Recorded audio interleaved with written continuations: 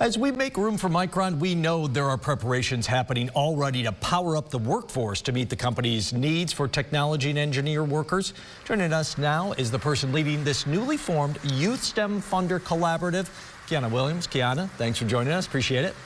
Thanks for having me. First off, who's part of this collaborative? A lot are going in on this, aren't they? Absolutely. The Central New York Community Foundation, Micron Foundation, the Gifford Foundation, Allen Family Foundation, and the United Way of CNY. They're all a part of this funder collaborative. So what are the goals of the collaborative before we dive a little bit deeper into kind of some of the programming? Absolutely. It's to increase STEM and STEAM programming regionally. It's to create a college and career pathway into the STEM fields, as well as increasing representation of underrepresented groups. You already, and we've kind of heard that narrative, but now we're going to start drilling down and really getting specific programs to kind of meet those goals. So you already have the first grant awarded. What's it going towards? It's going to the nationally recognized STEM from Dance program. It's based in New York City, but they have programs all over the country. And this is the first time we're bringing it here to the city of Syracuse for our middle school age girls. STEM from Dance uses dance as a catalyst to explore the STEM field. So they do coding of songs, they learn circuitry, they learn how to put LED lights on a costume, animation, technology, all these great opportunities to explore the field, but using dance as the hook.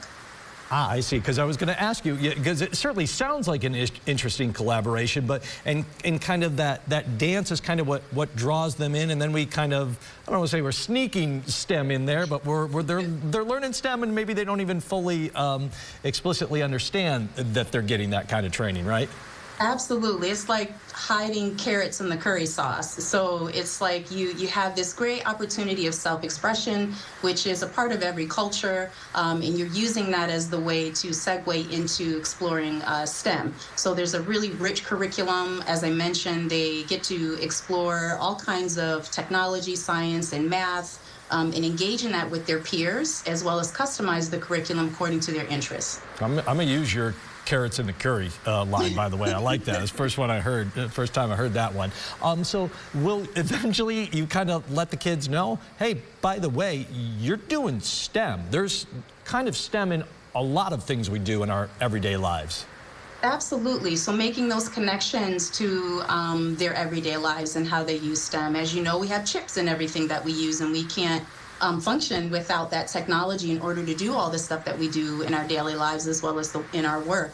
And so kind of making those connections and also giving them the hard and the soft skills to be able to go out into the world with confidence, with social emotional skills, learning how to work in a team. All of that is transferable into any field, but the ultimate hope is that they will eventually take a college and career pathway into STEM and eventually become Micron employees. That's really, we're making that investment here, starting with our young people. Well, I think you mentioned off the top, I mean, really trying to get at some of those underrepresented groups.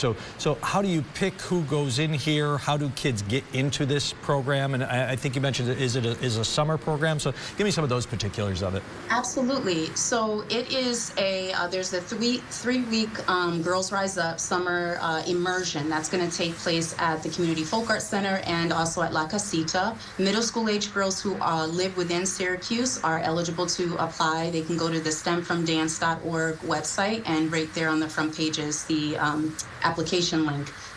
We hope to have 25 girls per site.